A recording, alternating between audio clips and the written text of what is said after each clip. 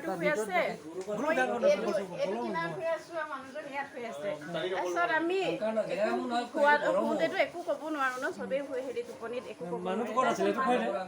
মানুহটো ইয়াত এনেকৈ আছে, এনেকৈ এইটো পজিশ্যনত আছে মানে এই হেৰিটো মানে কিবা সাৰ পালে দৌৰিব, এনেকৈ দৌৰিব এইটো পজিশ্যনত আছে। তাৰপিছত মই পটককৈ নি এনেকৈ কাটি কৰিবলৈ বিচাৰিছিলোঁ নেকি, মানে পটককৈ নি চকুটো মেলি দিলোঁ। তাৰপিছত মানুহজনৰ চাহটো দেখি পালোঁ আৰু এইটো মানুহ হয়। তাৰপিছত মই একদম মানুহ বুলি কৈছোঁ আৰু মানুহজনক কৈছোঁ মানুহ এজন ঘৰত সোমাইছে, পাকঘৰত। মানে সেইটো মই চক খালোঁ নাই, সেইটো মানে গম পায়ে মানে এইফালে পাকঘৰত সোমাই গুচি গ'ল।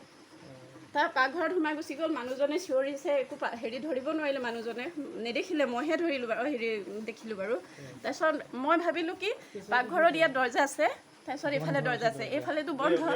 মই ভাবিছোঁ কি এইফালে বন্দী হৈছে যদি সি ফচিলে মই তাক ধৰিমেই আৰু আমি ধৰিমেই।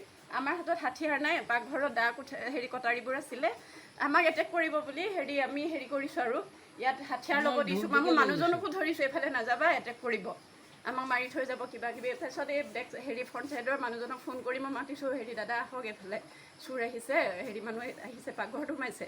আমি ভাবিছোঁ পাকঘৰতে আছে বুলি। তাৰপিছত এইফালে যে বেৰ কাটি সোমাইছে গম নাপাওঁ।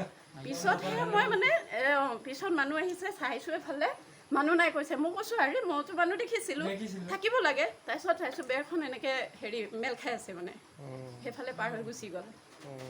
সেইটোৱে আৰু